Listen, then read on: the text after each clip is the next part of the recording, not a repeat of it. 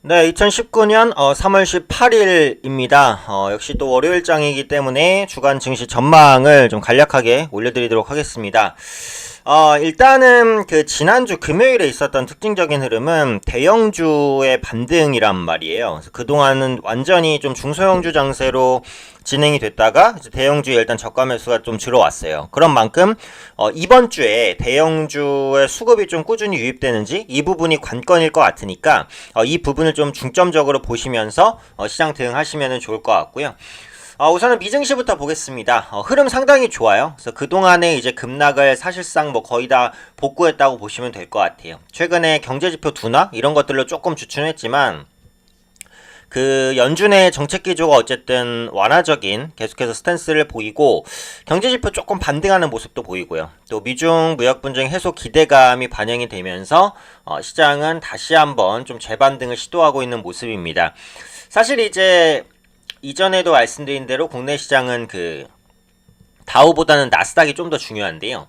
나스닥 지수를 보시면 제가 전 고점에 이제 선을 하나 그어놨는데 이전 고점을 돌파했어요. 이렇게 되게 되면 기술적으로는 추가 상승 가능성이 높다. 이제 이렇게 보시는 거거든요. 패턴상.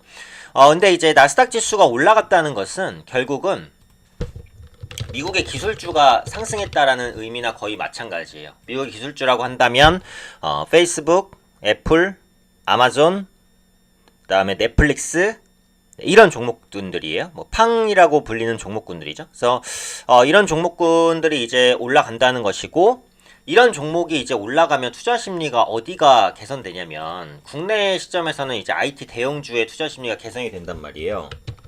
IT 대형주 뭐 있습니까? 대표적으로 삼성전자, SK하이닉스, LG이노텍, LG전자 뭐 이런 종목군들이잖아요. 그래서 오늘 보시면 SK하이닉스에 일단 수급 좀 들어오거든요. 그래서 그동안 부진했었던 삼성전자나 SK하이닉스가 아마 이번 주나 다음 주 정도는 좀 들어올리는 흐름 나오지 않을까 싶어요. 그래서 지금 나스닥 지수는 패턴상 그 3월 초 기록했던 고점을 종가 기준으로 뚫어냈기 때문에 기본적으로 IT 대형주의 반등 기대감이 좀 높아진다. 다만 지금 미국 시장 같은 경우 그 미중 무역 분쟁 해소에 대한 기대감을 좀 많이 반영을 한 주가라는 생각도 들기는 들어요. 그래서 주가 위치 자체는 약간 좀 부담 요인이 될 수 있다라는 부분 염두를 해두시면 될 것 같고요.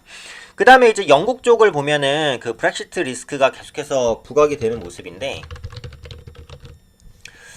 이게 지금 영국 쪽에서도 딜레마예요. 그러니까 브렉시트를 하려면 뭔가 어떤 방안을 두고 천천히 유로존을 이제 나와야 되는 것인데 지금 시점에서는 뚜렷한 방안이 없다라는 부분이에요. 그렇다고 아무 협의 없이 그 탈퇴하는 이제 노딜 브렉시트로 간다면 유럽 경제나 EU 경제에 미치는 영향이 좀 우려스럽기 때문에 현재 시점에서는 이제 시간을 연기할 수밖에 없거든요. 그래서 영국에서 지금 브렉시트에 대한 연기가 좀 결정이 됐고 이번 주에 이제 EU에서 또 판단을 해야 되는데 EU에서도 브렉시트 연기에 대해서 긍정적인 시각을 갖고 있어요. 그래서 이번 주는 브렉시트 리스크는 일단은 좀 안정되지 않을까 이렇게 이제 판단을 하고 있습니다.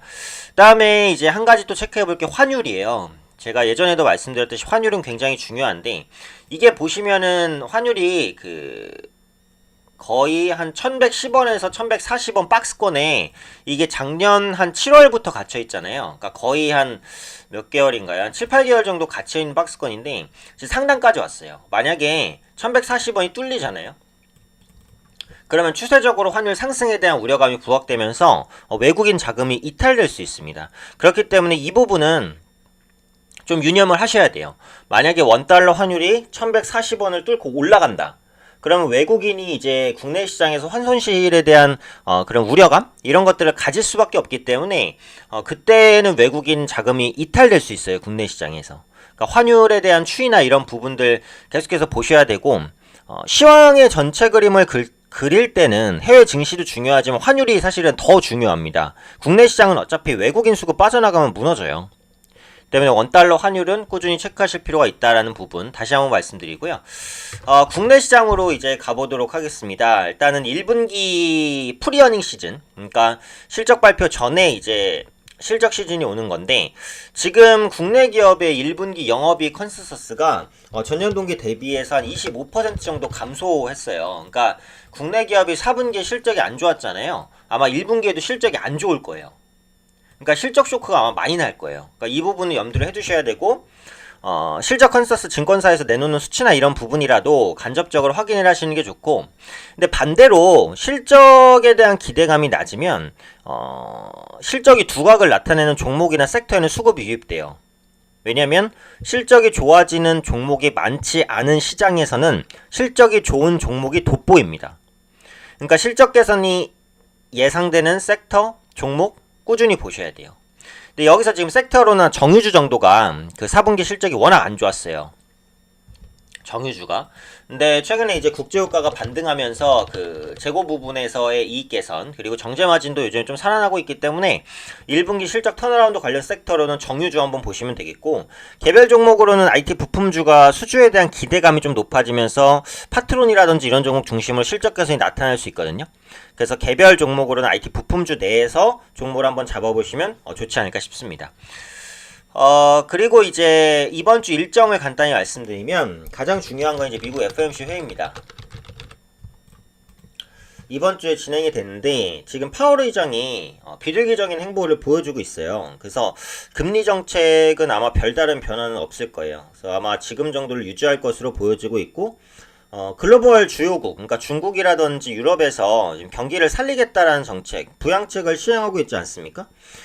그렇게 되면은 그 달러가 강세로 갈 수 있어요. 왜냐면 부양 정책을 실행한다는 건 돈을 푼다라는 거예요. 근데 돈이 많이 풀리면 그 돈의 가치는 어때요? 떨어진다는 거예요. 그러니까 중국에서 돈을 풀고 유럽에서 돈을 풀면 어떻게 돼요?